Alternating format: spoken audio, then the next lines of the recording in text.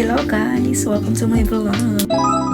Maris and Carla.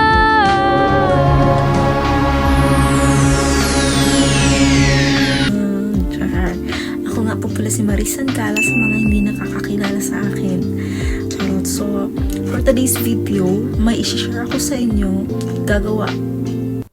Oh my God! So for today's video, isi-share ko sa inyo kung ano yung experience ko sa ginagamit kong bagong skin rejuvenating product ngayon. So first time ko kasi siyang gamitin, kaya medyo parang nashock ako. Charot. Gusto ko lang siya i-share sa inyo. Disclaimer lang po, hindi po ako nagpo-promote ng produkto. Hindi po ako naka-sponsor. Wala lang, gusto ko lang siyang i-share sa inyo. Wala lang paligoy-ligoy pa, ito na po siya.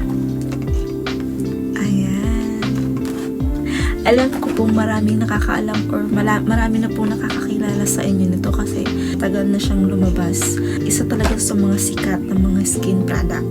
Ang ganda ng packaging.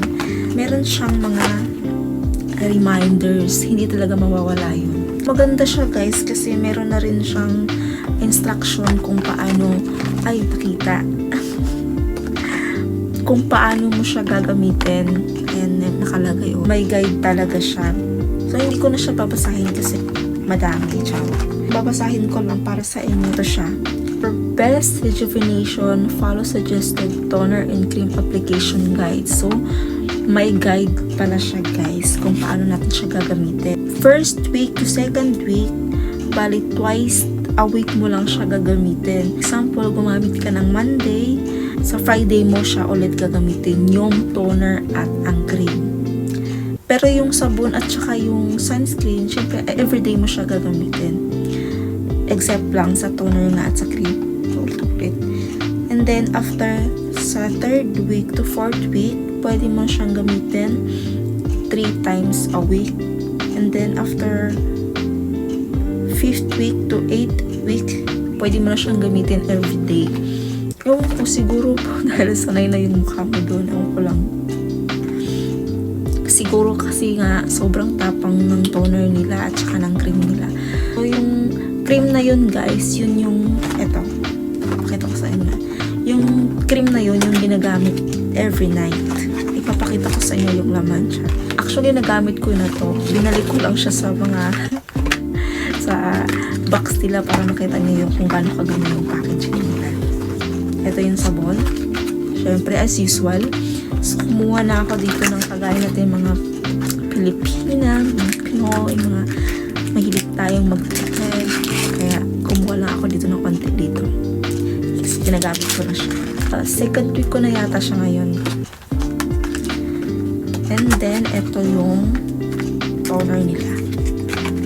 Tcharan! Ginamit ko na to. Diba? Ganda. Tapos, ito yung cream nila. Pinaganda, pinabongga. 10 grams yung cream nila. So, ito yung tinutukoy ko o tinutukoy dito sa packaging nito nakasulat sa guide. First week mo siyang gamit, twice a week lang siya. Sa first week na yun. And then, the first and second week, and then the third week to fourth week, pwede siyang 3 beses sa isang linggo, and then, etc. At saka yung toner niya, kasama ng toner niya. Next, yung sunscreen. Hindi talaga mawawala yung sunscreen. Importante sa atin yun. Lalo na sa mga workaholic dyan. Kailangan talaga natin to everyday. Kaya pwede siyang gamitin everyday kasama ng sabon. Ito yung ginagamit natin every morning.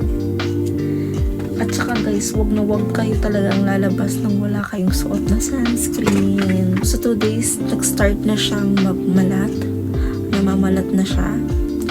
And then, 3rd day, 4th day, sobrang dry na niya. At saka, sorry, titi. Mahapde, syempre. Pero hindi naman siya ganun kahapde. day. Kasi ang paggagamit ko kasi ng sabon is yung sinusunod ko talaga yung kung ano yung guide na nakasulat. Kukuha ka lang, basahin mo lang yung kamay mo, tapos papahid mo lang sa sabon, tapos sa kamay mo na siya pabubulain bago mo siya itatap sa face mo. Para hindi siya ganun ka-hapde kasi nga sobrang tapang ng sabon na Dr. Alvin. So, dapat syente lang sa mukha mo kasi naku guys. Baka pag sinobrahan nyo yung paglagay ng sabon, baka hindi nyo na kayanan, itigil nyo na. Pero depende naman kasi yun sa tao. Papaalala ko lang sa inyo guys, hindi porket humiyang sa akin o humiyang sa kanya ay hihiyang din sa iyo. Hindi. Baka sisihin mo mamaya ako o kaya yung gumawa ng produkto pag hindi humiyang sa iyo. Eh pag hindi naman humiyang sa iyo, try and try lang po sa ibang product. Hanggang sa makita mo na po yung hihiyang sa inyo. Char. Mahapdi siya, at the same time makate. Ewan ko lang kung makate sa iba, basta sa akin mahapdi o makate, lalo na at night. Sobrang kate, yung parang minsan nakakalimutan ko siyang hindi kamutin, nakakamot ko siya kaya minsan nagsusugat siya. Minsan sinasampal-sampal ko yung mukha ko, gano'n. At ang napapansin ko, kumakati siya kapag pinagpawisan o nainitan, ganun. Dapat siguro after 6 hours na yung sunscreen sa mukha mo, kailangan mo siguro maghilamos ulit tapos maglagay ulit ng bago. So, ito na yung result for 2 weeks ko ng product. Ipapakita ko sa inyo kung gaano ka-dry yung mukha ko. Ngayon medyo okay na siya kasi nakikita ko na yung kinis niya. Ayan. Itong camera nito, wala itong filter ha. Tingnan mo, nakikita niyo naman siguro. Ayan. Diba? Ang ganda. Wala yung pamamalat niya. Gusto ko lang din ipakita sa inyo. Ayan.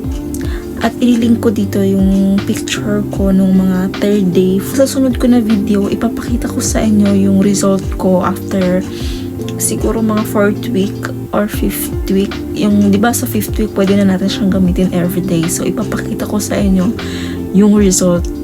Yung final look, char. Yung wala na talaga yung ganito. Ipapakita ko sa inyo kung gaano kaganda yung skin product na ito.